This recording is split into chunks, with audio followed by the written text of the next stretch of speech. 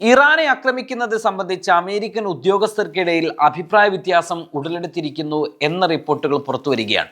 ഇറാനെതിരെയുള്ള സൈനിക നീക്കം വലിയ അപകടങ്ങൾക്കും ദീർഘകാലം നീണ്ടു നിൽക്കുന്ന യുദ്ധത്തിനും കാരണമായേക്കാം എന്നാണ് US joint chief of chairman general Dan Kane president ട്രംപിന് മുന്നറിയിപ്പ് നൽകിയിരിക്കുന്നത്.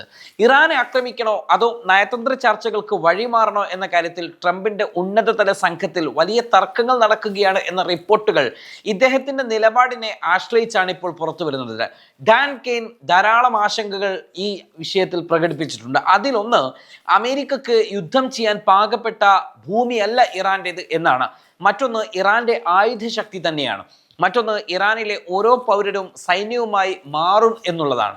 മറ്റൊന്ന്, ഇറാന്റെ ഭൂമിശാസ്ത്രമാണ്. മറ്റൊന്ന്, ദീർഘകാലം യുദ്ധമുഖത്ത് അമേരിക്ക തളക്കപ്പെടും എന്ന ഒരു ആശങ്കയാണ്. ഇങ്ങനെ ധാരാളം പ്രശ്നങ്ങളാൽ അമേരിക്ക നിൽക്കുകയാണ്. അതിനിടയിൽ ഉദ്യോഗസ്ഥർക്കിടയിൽ യുദ്ധം സംബന്ധിച്ച അഭിപ്രായ വ്യത്യാസങ്ങൾ നിലനിൽക്കുന്നു എന്ന ആശങ്കകളും പുറത്തു വരുന്നു.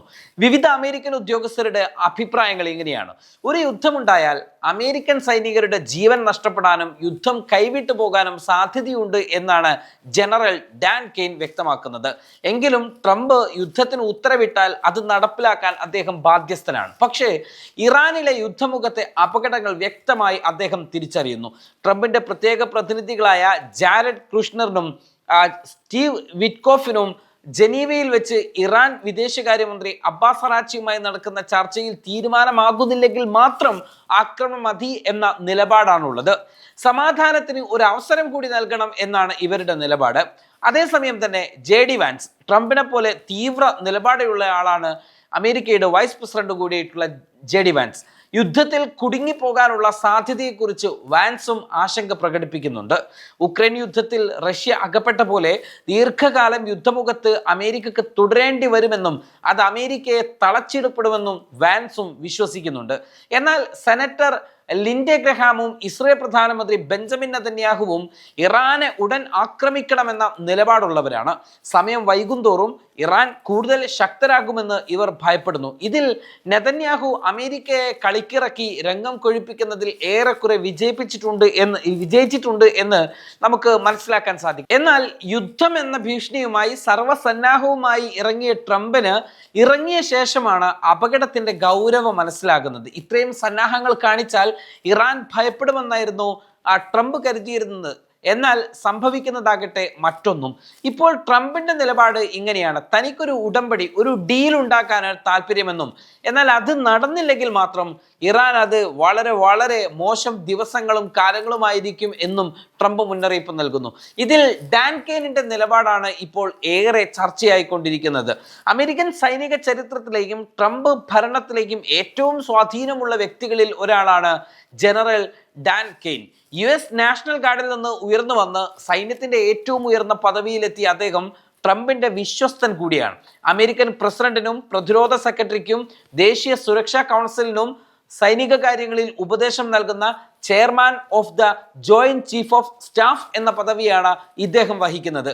അമേരിക്കൻ സൈനിക ഘടനയിൽ പ്രസിഡന്റ് കഴിഞ്ഞാൽ സൈനിക കാര്യങ്ങളിൽ ഏറ്റവും വലിയ ഉദ്യോഗസ്ഥൻ.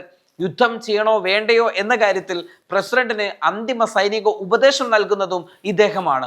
ആർമി, നേവി, എയർഫോഴ്സ്, മറൈൻസ് തുടങ്ങിയ എല്ലാ വിഭാഗങ്ങളെയും ഇദ്ദേഹമാണ് ഏകോപിപ്പിക്കുന്നത്. വെനസ്വേലൻ പ്രസിഡന്റ് മഡൂറോയെ പിടികൂടുവാനുള്ള സൈനിക നീക്കത്തിന് അഥവാ ഓപ്പറേഷൻ സൗത്തേൺ സ്പിയർ നേതൃത്വം നൽകിയത് ഇദ്ദേഹമായിരുന്നു. ഇറാഖ്, അഫ്ഗാൻ, സിറിയ തുടങ്ങിയ ഇടങ്ങളിലെല്ലാം യുദ്ധമുഖത്ത് ഇദ്ദേഹം നേരിട്ടുണ്ടായിട്ടുണ്ട്.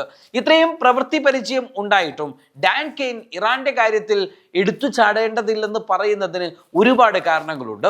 ഇറാഖ്, അഫ്ഗാൻ അധിനിവേശം പോലെ ആയിരിക്കില്ല ഇറാനുമായുള്ള യുദ്ധത്തിൽ ഏർപ്പെടുന്ന ഓരോ നിമിഷവും എന്ന് അദ്ദേഹം തിരിച്ചറിയുന്നു. മുന്നോട്ട് വെക്കുന്ന ഓരോ ബൂട്ടടിക്കാലിനും ഇടയിലും അടിയിലും അപകടം പതിയിരിക്കുന്നുണ്ട് എന്നും അദ്ദേഹം തിരിച്ചറിയുന്നു. ഇറാന്റെ ഭൂമിശാസ്ത്ര ഘടന പോലും അമേരിക്കൻ സൈന്യത്തിന് യുദ്ധ അനുയോജ്യമല്ലെന്ന തിരിച്ചറിവ് ഡാൻ കെയ്നുണ്ട്. ഒരു യുദ്ധമുണ്ടായാൽ അമേരിക്കൻ സൈനികരുടെ ജീവൻ നഷ്ടപ്പെടാനും യുദ്ധം കൈവിട്ടു പോകുവാനും സാധ്യതയുണ്ടെന്നും അദ്ദേഹം വിശ്വസിക്കുന്നു. മാത്രമല്ല, സൈന്യമൊട്ടും സുരക്ഷിതരുമായിരിക്കില്ല. ഓരോ ഇടങ്ങളിലും അപകടം പതിയിരിക്കുന്നുണ്ട്.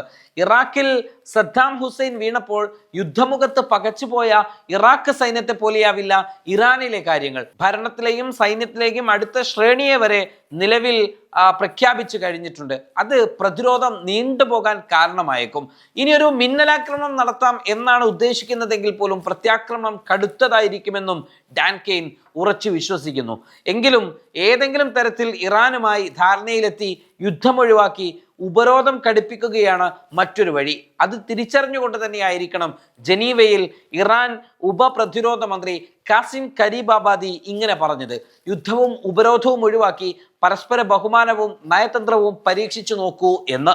അമേരിക്ക അത് കേൾക്കുമോ എന്നറിയില്ല. ഏതായാലും യുദ്ധം ട്രംപിന്റെ ഒറ്റ ഒപ്പിന്റെ ബലത്തിൽ മാത്രം അവശേഷിക്കുകയാണ്.